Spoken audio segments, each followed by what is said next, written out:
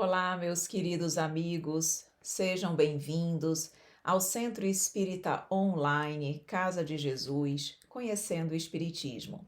Sou Evelyn Freire e estamos aqui juntos para darmos continuidade ao estudo da Revista Espírita, ano 1858.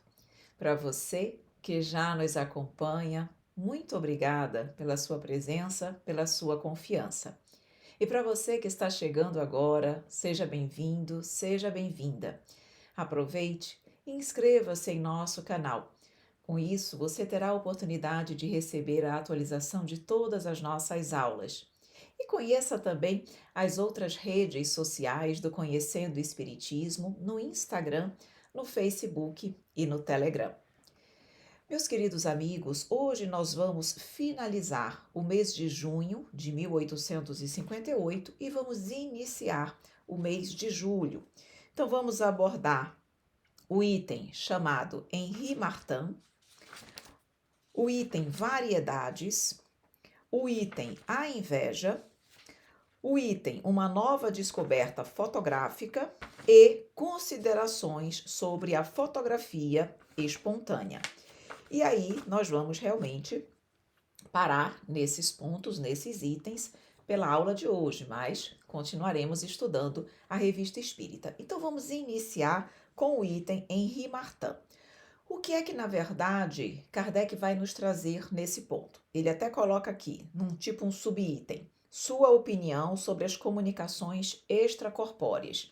Henri Martin consta aqui numa nota de rodapé, dizendo que ele era um patriota e um historiador francês, autor de uma notável História da França, dizendo que nasceu em 1810 e faleceu em 1883.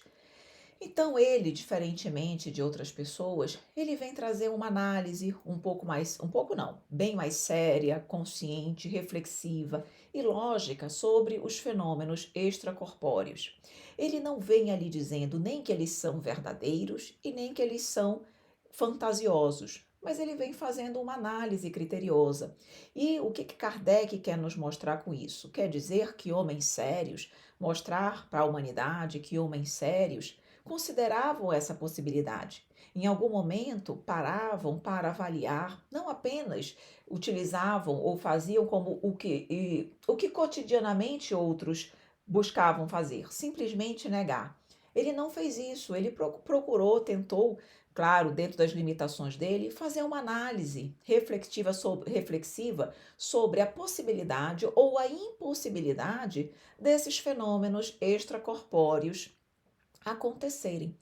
E ele vai fazendo uma análise bem interessante sobre isso. Então, é essa opinião que Kardec nos traz. Nós vamos ali trazer alguns apontamentos mais relevantes que ele nos colocou para que nós possamos refletir sobre esse ponto. Então ele começa, só para nós iniciarmos aqui, ele começa exatamente falando: vemos certos escritores eméritos dar de ombros ao simples enunciado de uma história escrita pelos espíritos. Como, dizem eles, como os seres de outro mundo podem vir controlar o nosso saber? E aí ele continua: será isso possível? E ele diz: senhores, não vos forçamos a acreditar, nem mesmo faremos o menor esforço no sentido de vos tirar tão cara ilusão. Ou seja, meu trabalho aqui não é tirar ou fazer com que vocês mudem de opinião, apenas trazer ideias, reflexões para a avaliação de todos nós. Então, Henri Martin, na verdade, Kardec, vem então falar sobre Henri Martin, dizendo que era um escritor cuja alta capacidade todos reconheciam, e ele escreveu exatamente no Histoire de France, que entendemos que é algum jornal, algo que tinha uma divulgação perante a sociedade, ele vem escrevendo isso exatamente a propósito de Joana d'Arc. Porque Joana d'Arc, nós sabemos, tinha contato com o plano espiritual. Então ele vem exatamente fazendo essa análise no sentido de pensar, refletir se aquilo que Joana d'Arc vivenciou e repassou tinha um fundo de verdade ou seria uma alucinação da sua mente. E ele diz que existe na humanidade uma ordem excepcional de fatos morais e físicos que aparentemente derrogam as leis da natureza, como os estados de êxtase, sonambulismo, deslocamento dos sentidos, insensibilidade total ou parcial do corpo, exaltação da alma, percepções fora de todas as condições da vida habitual. Então, ele já começa dizendo que é inegável que a história da humanidade nos mostra a existência de fenômenos até então desconhecidos ou que causam uma estranheza por parecerem derrogar as leis da natureza. E que nós não temos como negá-los, porque realmente são fatos que acontecem. Ele vai então dando alguns exemplos que sempre aconteceram. E aí ele diz o seguinte, que algumas pessoas, alguns estudiosos enquadram esses fenômenos como se fosse uma patologia, como se fosse um estado de enfermidade daqueles que percebem ou com aqueles que esses fenômenos acontecem. Ou seja, colocam a conta de uma doença. Então ele diz, muitos enquadram na patologia e negam todo o resto, isto é, tudo aquilo que parece fora das leis constatadas da física. Ah, isso é uma doença e negam qualquer coisa. Dizem que isso decorre de alucinações dos sentidos e visões de objetos que só existem para o visionário. Ou seja, isso é algo que só existe na cabeça, no íntimo de cada um. E coloca aqui de outro modo, então ele traz uma opinião desses que consideram enfermidade, que consideram algo que só existe na cabeça de uns.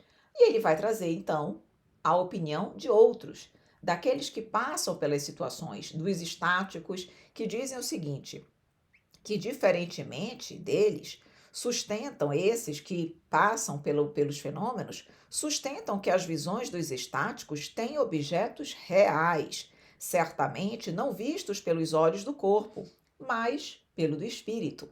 Para eles, o êxtase é a ponte lançada do mundo visível ao invisível, o meio de comunicação do homem com os seres superiores, a lembrança e a promessa de uma existência melhor, de onde decaímos e que devemos reconquistar. Então ele traz aqui o outro ponto de vista, que é o dos estáticos, dizendo que na verdade não é isso, não é uma ilusão, que de fato aquilo acontece, são objetos reais visualizados com os olhos da alma e não do corpo físico, e que isso nos demonstra uma ponte, um laço entre o mundo material e o mundo espiritual, dizendo que o mundo espiritual coloca de onde decaímos e que devemos reconquistar, dando aí a ideia de que nós nos deixamos envolver, contaminar pelo mundo material, por isso o decair, mas que nós devemos retornar ao plano espiritual, porque na verdade somos seres espirituais. E aí ele faz aqui depois uma análise, um debate, considerando o aspecto histórico e filosófico. Então, no aspecto histórico, ele diz aquilo que nós já dissemos um pouquinho antes, que na história constata-se que esses eventos ocorreram por toda parte, que os homens sempre lhes deram crédito, que eles exerceram uma ação considerável sobre os destinos do gênero humano. Então ele diz que os estáticos de todos os lugares e de todos os tempos têm aquilo que eles chamam de uma linguagem comum, apresentam as mesmas ideias, os mesmos sentimentos pelas mesmas imagens. Ou seja, ele vem dizer que os fenômenos sempre aconteceram, os estáticos, embora apresentem uma diferença em algumas coisas, enfim, diferenças naturais das próprias pessoas, mas em geral, o conteúdo daquilo que eles apresenta uma certa similaridade, o que mostra que, ou que leva a entender que não é irreal, que não é uma alucinação, algo que decorre de uma patologia, senão haveria uma certa diferenciação também, em função da loucura que cada um apresentasse. mas como há uma certa unidade, uma similitude entre aquilo que eles visualizam, entre as imagens e a forma como eles apresentam, isso é algo que vai nos levando à ideia de que é algo real. E quanto ao aspecto filosófico, ele diz que eh, deve-se reconhecer a importância moral desses fenômenos, porque a filosofia ela vai exatamente estudar os grandes questionamentos da humanidade, as razões pelas quais nós estamos na Terra, por que sofremos, para onde iremos, de onde viemos. Então, são esses aspectos da vida do homem que a filosofia examina.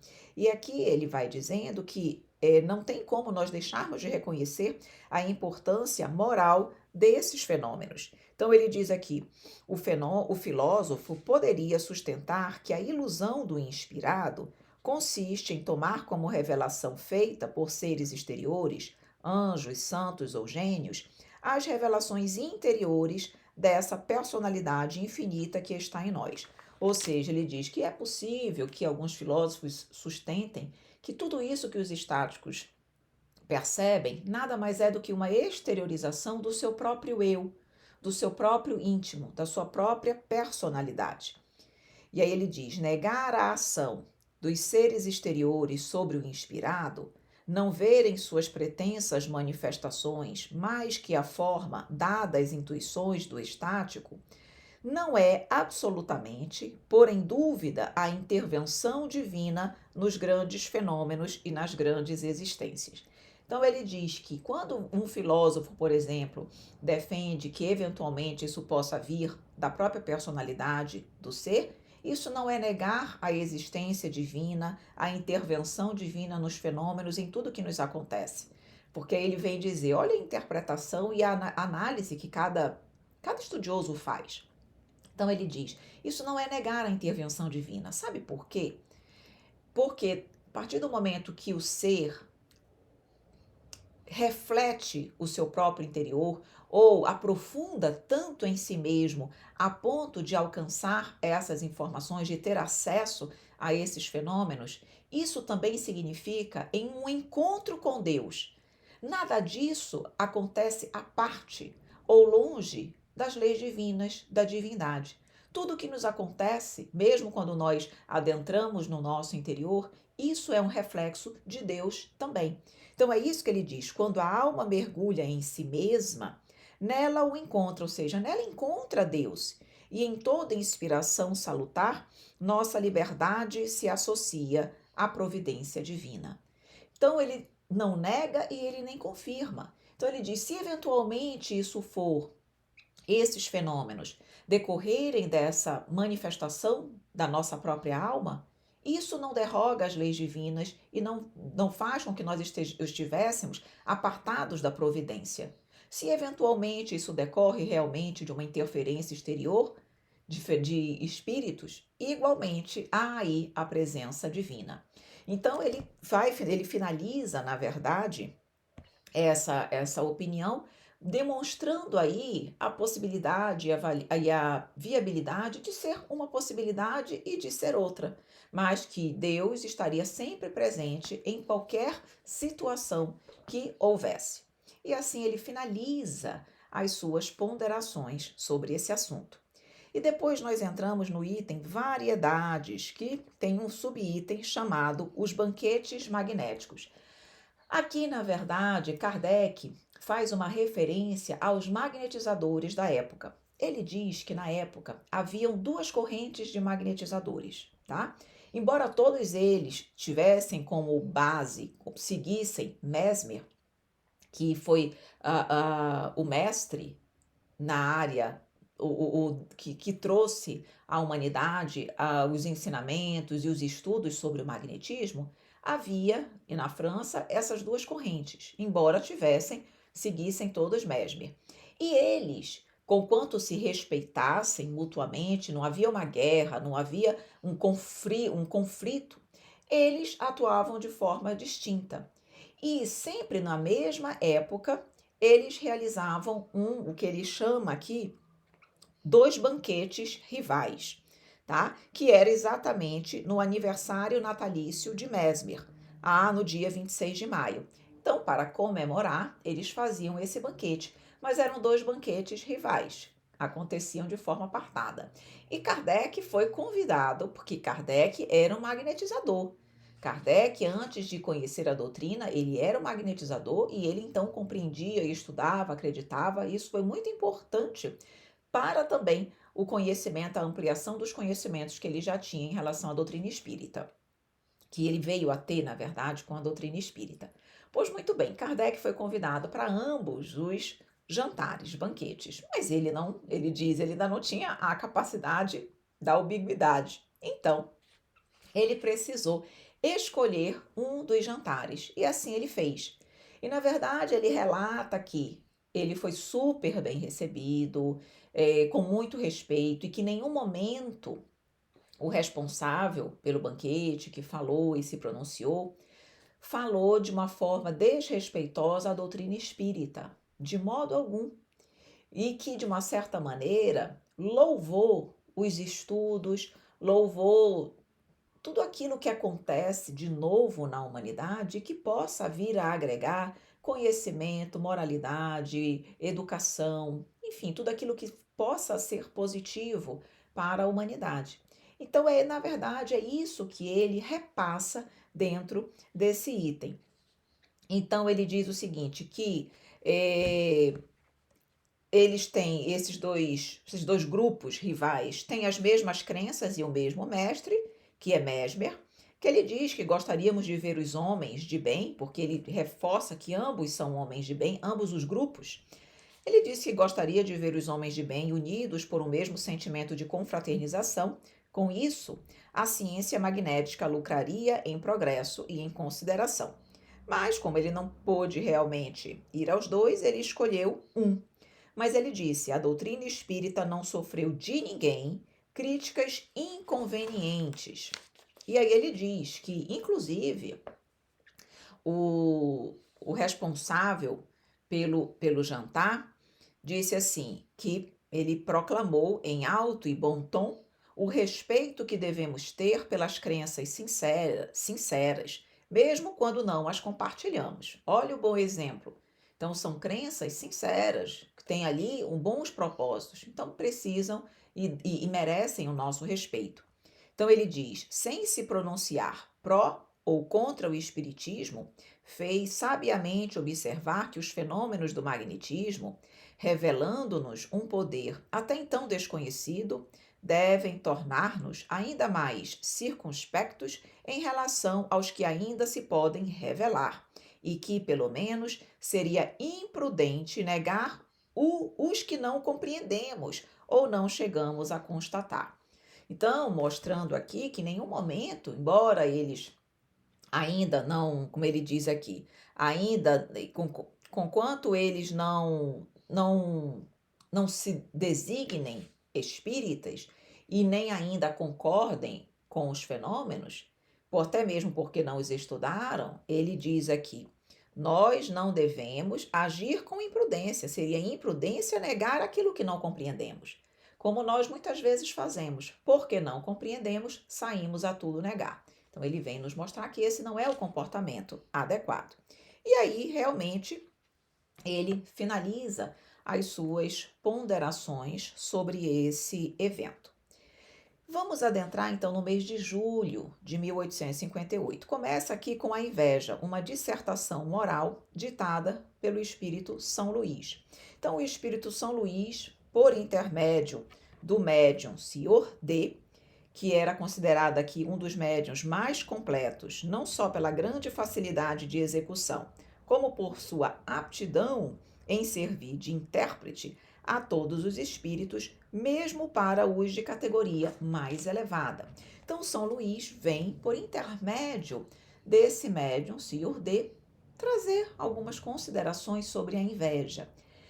E aí, ele diz o seguinte: claro que eu marquei só as partes que me pareceram mais tocantes e reflexivas. Ele diz o seguinte, que o invejoso carrega consigo, em todos os instantes de sua miserável existência, uma serpente que alimenta e que lhe sugere incessantemente os mais fatais pensamentos.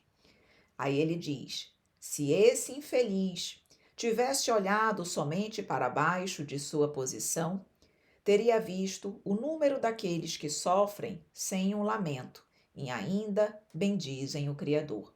Mostrando aqui que o invejoso tem sempre essa serpente que fica ali em seu íntimo, alimentando os mais fatais pensamentos, que o invejoso fica olhando para cima, seja, vendo todos aqueles que têm aquilo que ele não tem.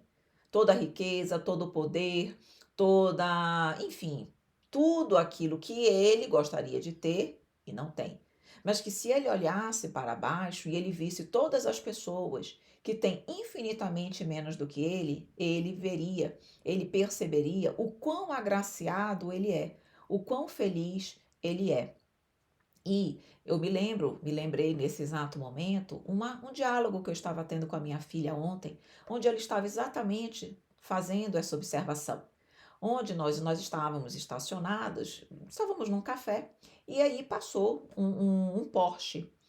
E aí ela disse: nossa, mãe, como tem realmente pessoas no mundo que são abastadas financeiramente, que têm realmente muito recurso e muito além daquilo que nós, na nossa vida, que nós podemos supor e imaginar. E eu, de fato, e eu disse: é realmente, minha filha, uma realidade completamente fora da nossa. E no mesmo dia, quando nós saímos dessa cafeteria, que nós estávamos a caminho de casa, nós paramos no sinal e na frente tinha um mendigo que morava ali na rua, que estava ali limpando o carro na hora que parava no sinal, no sinaleiro, e ainda tinha uma deficiência física, mas estava ali.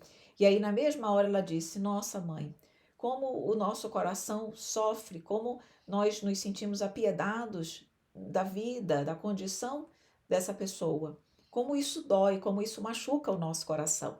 E aí eu falei exatamente isso. Falei: pois é, minha filha, tudo depende, numa hora dessa nós vemos como nós somos agraciados. Se nós olharmos para cima e só percebermos aqueles que têm o porte ou uma vida de luxo, nós vamos nos sentir infelizes, porque seremos incapazes de alcançar tal condição. Mas se nós olharmos para baixo e percebermos a vida desse mendigo, nós vamos ver o quão agraciados nós somos, porque nós temos onde comer, nós temos o que comer, nós temos onde dormir, nós temos o que vestir, nós temos um trabalho, nós temos na nossa saúde. Então é exatamente isso que nos fala São Luís. E aí ele diz, termina: fazei a vossa felicidade e o vosso verdadeiro tesouro na terra das obras de caridade e de submissão, as únicas que vos dão entrada no seio de Deus. A inveja é uma das mais feias e mais tristes misérias do vosso globo. Então, que nós possamos realmente trabalhar esse sentimento em nós, possamos olhar e perceber o quão agraciados nós somos, e assim nós conseguiremos ser mais felizes e nos sentirmos verdadeiramente mais felizes. E aí, meus queridos amigos, nós vamos para os dois últimos itens da nossa aula de hoje, que é uma nova descoberta fotográfica e considerações sobre a fotografia espontânea. Eu vou falar esses dois itens juntos, tá? Porque eles têm uma relação direta. O que aconteceu? O que Kardec nos fala nesse primeiro ponto? Ele fala exatamente do que aconteceu de uma fotografia espontânea que se deu num vidro, numa janela. O que acontecia? O senhor Badet, falecido a 12 de novembro último, ele, quando em vida, ele costumava postar-se a uma janela do primeiro andar, com a face constantemente voltada para a rua, distraindo-se em ver os transeuntes. Então ele fazia isso, ele ficava ali parado e olhando ali os transeuntes. Quando ele desencarnou, os vizinhos olharam para aquela janela e viram a imagem do senhor Badet exatamente da forma como ele costumava ficar quando ele encontrava-se vivo. Vários vizinhos foram chamados para ver, porque, enfim, poderia ser algo que só um visse e outro não. Várias pessoas foram chamadas, todos constataram que a imagem ali estava naquele vidro. Como se fosse realmente uma fotografia. A fotografia não fica a imagem preservada ali no papel fotográfico? Aquela imagem ficou fotografada no vidro. Chamaram, passaram as informações para os familiares e os familiares acabaram retirando o vidro do local. Ao invés de manterem o vidro, ao invés de tentarem estudar como, de que maneira a imagem havia sido ali fotografada, eles, enfim, é até natural, por não entenderem o que havia se passado, eles retiraram o vidro. E Kardec vem exatamente estudar isso. Kardec vem, depois que houve a retirada do vidro, houve um processo de evocação do espírito do Senhor Badê, para que eles tentassem entender o que havia acontecido, o aspecto físico, o fenômeno em si, de que modo havia sido ocorrida aquela fotografia no vidro, até para que se pudesse compreender essa, como ele diz, essa nova modalidade fotográfica. E aí, o senhor Badê, ele é evocado na sessão parisiense de estudos espíritas, a 15 de junho de 1858. Então, ele havia desencarnado em novembro e foi evocado em junho. E aí, ele diz o seguinte, é perguntado a ele. Ele diz, poderia-nos dar-nos a explicação desse fenômeno? Como isso foi possível? E aí a resposta dele é o seguinte, agentes físicos que são ainda desconhecidos, mas que, mais tarde, tornar-se-ão comuns. É um fenômeno muito simples, semelhante a uma fotografia produzida por forças que ainda não descobristes. E aí ele fala que aquela foto produziu-se quando ele estava vivo. Não foi um fenômeno, algo que aconteceu depois. Ou seja, enquanto ele estava vivo, parado ali no vidro, aconteceram os agentes físicos, ou seja, as circunstâncias físicas foram que, embora o homem não entenda, não saiba ainda, não tenha descoberto de que forma aconteceu, mas as condições necessárias se fizeram presentes e a foto, ou seja, houve ali a captação daquela imagem, daquela situação no vidro. Então ele diz: produziu-se quando eu era vivo e independente da minha vontade. Um estado particular da atmosfera o revelou depois. Ele quis dizer que a fotografia, na verdade, foi feita enquanto ele ainda estava vivo, mas que uma situação da atmosfera, uma situação particular do meio ambiente, de temperatura, eletricidade, enfim, nós não sabemos exatamente o que é que fez com que aquela imagem pudesse ser vista depois. E aí, Kardec, nas considerações sobre essa fotografia espontânea, ele vai dizer que foi realmente um efeito puramente físico que pressagia um novo passo na ciência fotográfica. E ele diz que, conquanto não se saiba exatamente o que aconteceu, ele diz: isso aqui é um norte a indicar à ciência novas perspectivas, novas realizações, novos conhecimentos, o progresso que vai se dar no momento certo e na hora certa.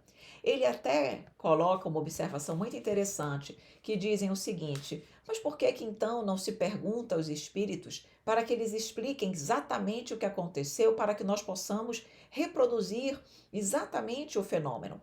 Porque ele coloca isso também. Muitas vezes nós tentamos reproduzir o fenômeno, mas a gente não consegue. Porque, não, como nós não conhecemos todas as condições necessárias para o fenômeno, nós não conseguimos reproduzir 100%, porque tem situações ali, fatos, condições que nós desconhecemos. Então, como reproduzir o que não se conhece? E aí ele diz: por que não perguntam dos espíritos para que eles nos digam tudo, exatamente como se realiza? E aí ele vem sempre de forma lúcida, dizendo que a espiritualidade não cabe à espiritualidade entregar tudo de mão beijada ao homem. Cabe a nós desenvolvermos, pelo estudo, pelo desenvolvimento da nossa inteligência, cabe a nós alcançarmos o progresso. Então, eles secundam, eles inspiram, eles auxiliam, mas eles não dão as coisas prontas e de mão beijada. Cabe a nós realmente buscarmos, estudarmos e, quando chegar o tempo, tudo tem o tempo de acontecer. Então, quando chegar no tempo e na hora certa, a ciência humana vai conseguir entender como essa fotografia espontânea no vidro ocorreu. Então, ele diz exatamente isso para nós, que, claro que houve o concurso de circunstâncias que agiram de modo excepcional, concentrando ali os raios solares nas proporções adequadas para que o fenômeno acontecesse. Então ele diz, daí a dificuldade de se repetir exatamente as mesmas condições e a inutilidade para produzir um efeito semelhante, porque nós não conseguimos. Mas ele diz, não admitir que fora do conhecido possa haver agentes novos, regidos por leis especiais, negar esses agentes pelo fato de não obedecerem às leis que conhecemos, é, em verdade, dar prova de pouca lógica e mostrar um espírito estreito. Ou seja, aqui nesse fenômeno está claro que algo novo, um agente novo, leis novas estavam ali presentes. Mas só porque nós as desconhecemos, não cabe negar o fato. E aí foi quando ele diz que realmente não se pedem aos espíritos, porque, primeiro, todos os espíritos estão longe de saber tudo, como antes se pensava. E, além disso, é o que ele diz, é tarefa para outros espíritos mais elevados, se for o caso, e também para o trabalho humano, através do nosso estudo, do nosso esforço pessoal. Que ele diz aqui, onde, pois, estaria o mérito dos inventores, se mão oculta lhes viesse preparar a tarefa e poupar o trabalho de pesquisa? A verdade é que nós gostamos de tudo de mão beijada. Queremos que as coisas nos venham fácil, sem esforço, sem persistência, sem estudo, sem dedicação. E com isso, esse tipo de procedimento, de atitude, isso não agrega valor ao ser humano, não faz com que nós cresçamos. Então, a espiritualidade vem realmente nos dizer isso. Kardec vem nos dizer isso também. Diz, o homem deve ter a sua iniciativa, sem o que se reduz à condição de máquina. Deve aperfeiçoar-se pelo trabalho. Também é necessário que cada coisa venha a seu tempo e pelos meios que a Deus agrada empregar. Então, ele finaliza esse item dizendo: trabalhai, esforçai-vos, eis na realidade o que vos falta. E assim finaliza as considerações sobre a fotografia espontânea. Mas é algo bem interessante e, com certeza, no decorrer do progresso da humanidade, o homem vai conseguir entender de que forma esse ato, esse fenômeno aconteceu. Mas é muito interessante ele colocar isso aqui na Revista Espírita para que seja um alerta, para que seja algo realmente a ser pensado pela humanidade e, claro, dentro do seu tempo, dentro das condições do homem, descoberta aí as leis que regem esse fenômeno, que regeram esse fenômeno, ok? E com isso nós finalizamos, meus queridos amigos, mais uma aula da nossa Revista Espírita. Na próxima aula nós vamos ver o Espírito Batedor de Bergzaber, parte 3, palestras familiares de além-túmulo e é isso. O Espírito Batedor de Bergzaber e palestras familiares de além-túmulo. Meus amores, espero que você tenha gostado, que vocês tenham gostado. Se vocês gostaram, por favor, curtam o nosso vídeo. Se tiveram alguma dúvida, ficaram com alguma dúvida, coloquem nos comentários do vídeo, nós vamos responder para você com muito carinho. E se você acha que esse vídeo pode ajudar, pode ser útil a alguém, compartilhe o nosso vídeo. Muito obrigada pela sua presença, um grande beijo, um grande abraço e até a nossa próxima aula, se Deus quiser.